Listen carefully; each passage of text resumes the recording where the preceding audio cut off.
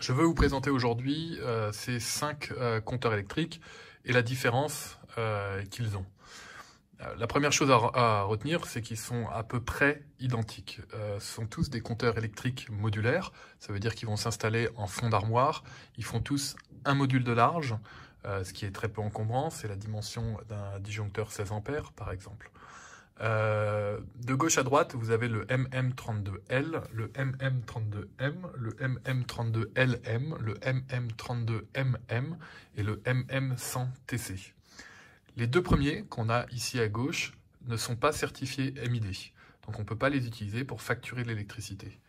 Les deux compteurs qui sont au centre sont certifiés MID, donc on peut les utiliser pour facturer de l'électricité. Par exemple, pour les bornes de recharge de véhicules électriques, pour de la sous-location ou pour de la répartition de charges, par exemple dans un camping, dans les aires des gens du voyage, dans une marina, dans une copropriété type résidence étudiante. Et vous avez le dernier compteur ici à droite, le MM100TC, qui lui n'est pas certifié MID non plus. Alors quelle est la différence entre les deux premiers? La différence elle est très simple, il y en a un qui a un affichage LCD et l'autre l'affichage mécanique. Là également, on a la différence entre ces deux-là, c'est qu'il y en a un qui a un affichage LCD, l'autre l'affichage mécanique, et le dernier est en affichage LCD. Donc lorsque vous choisissez vos compteurs, il faut savoir est-ce que vous avez besoin de compteurs certifiés MID pour la facturation d'électricité ou pas de certification MID, et ensuite à vous de choisir entre les deux types d'affichage. L'avantage de l'affichage mécanique, c'est que même quand le courant est coupé, on peut lire la valeur qui est affichée dessus. L'affichage LCD, quand le courant est coupé, on ne peut pas lire la valeur. Pourtant, 90% des clients préfèrent prendre l'affichage LCD. Au niveau du branchement de ces compteurs électriques, le schéma de branchement est toujours à peu près le même. On rentre avec la phase sur une borne, on ressort sur une autre borne, on rentre avec le neutre sur une borne, on ressort sur l'autre borne. Je vous montre rapidement les schémas de branchement. Donc vous voyez ici L-in, L-out, c'est entrée-sortie de phase. Et là, sur la borne 4 et 6, vous avez l'entrée-sortie du neutre. De la même manière, sur ce compteur ici, vous avez exactement le même schéma de branchement. Ensuite, vous avez le compteur, le MM32LM. À nouveau, vous trouvez entrée-sortie de phase, entrée-sortie de neutre. C'est exactement la même chose sur la version avec affichage mécanique. Là où ça se différencie un petit peu, c'est sur le compteur à affichage avec transformateur de courant. Avec transformateur de courant, la phase ne traverse pas le compteur électrique. La phase, comme vous voyez, elle traverse un transformateur de courant qu'on vient brancher sur les bornes 1 et 3.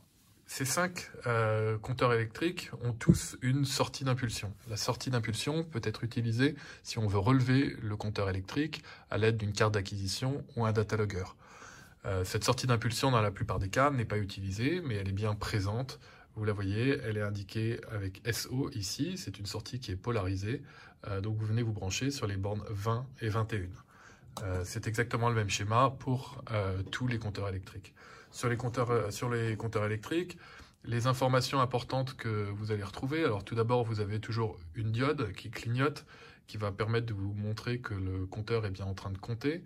Le nombre d'impulsions de clignotement qu'il y a, c'est 1000 impulsions par kilowattheure. À chaque fois qu'il y a 1 kilowattheure, il y aura 1000 fois la diode qui s'allumera et qui s'éteindra. La deuxième chose importante que vous voyez, c'est le 230 volts, donc la tension pour laquelle ces compteurs sont faits. Ensuite, vous avez le 32 ampères, donc c'est l'intensité maximum pour les 4 premiers compteurs. Le dernier compteur, lui, vous pouvez aller jusqu'à 100 ampères. Il n'y a qu'un compteur qui permet d'aller jusqu'à 45 ampères, c'est le MM32LM, où on voit qu'on peut aller jusqu'à 45 ampères. Vous avez également sur la face avant l'unité de mesure qui est le kilowattheure. Le kilowattheure, c'est ce que EDF vous facture. Pour les compteurs certifiés MID, on a sur le côté du compteur le marquage qui correspond. Tout compteur certifié MID a ce marquage CE pour la communauté européenne, M comme MID, 17 c'est l'année de production et ensuite c'est le numéro de l'organisme qui a fait la certification. Un compteur qui n'aurait pas ce marquage ne serait pas certifié MID. Si jamais on prend ce compteur-là, vous voyez que ce marquage n'apparaît pas, il y a juste CE. Sur tous ces compteurs, on a la possibilité de mettre des cache-bornes plombables. Donc, voilà la manière avec laquelle le cache-borne vient se mettre sur le compteur et vous avez un petit trou qui permet de passer le scellé de plombage. Le transformateur de courant qui est fourni avec le compteur MM100TC est un transformateur de courant ouvrant. Donc vous pouvez l'ouvrir pour faire passer plus facilement la phase à travers le transformateur de courant, puis le refermer sur la phase.